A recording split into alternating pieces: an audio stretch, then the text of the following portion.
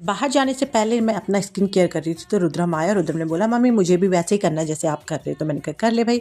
तो सबसे पहले रुद्रम ने भी बिंदी लगाई, अपने बालों पे कंघी करी। तो फिर उसके बाद मैंने भी सिंदूर लगाया अपने बालों पे और अपने बालों पे कंघी करी।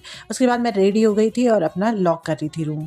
और इतने में फिर देखा कि आसमान में बहुत सारे बादल छाए हुए हैं, लेकिन उसके साथ साथ धूप भी बहुत ज़्यादा हो रही थी और बहुत ही गर्मी हो रही थी बाहर। रुद्रम के पापा अपना मेन चश्मा भूल गए थे, तो फिर से अंदर गए और अपना चश्मा लेके आए थे, क्योंकि उन्होंने धूप वाले गॉगल्स पहने थे। उसके बाद हम गाड़ी में बैठ गए थे, निकल पड़े थे मायके की ओर। मायके में भाभी ने बना रखा था स्वादिष्ट खाना, और हमने खा के फिर प्रेशी और रुद्रम बाहर पे खेलने लग गए थे। और उनके साथ साथ मैं भी खेलने लग गई थी, क्योंकि दोनों बाहर पे अकेले थे, तो फिर मैं उनके साथ उनको ज्वाइन कर लिया था मैंने।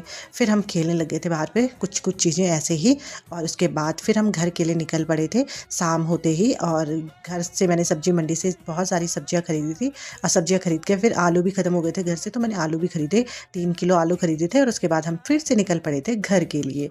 तो घर पे देखा तो घर आके तो दूध फट गया था, तो मैंने उसकी पनीर बना दी थी, और थोड़ी सी पनीर हुई। तो मैंने कहा चलो ठीक है, कोई नहीं, घर की है तो बहुत है, इतनी भी बहुत है। उसके बाद मैंने सब्जी काटी बीन्स रात के लिए, और इतने में फिर सब्जी भी छौंक दी थी।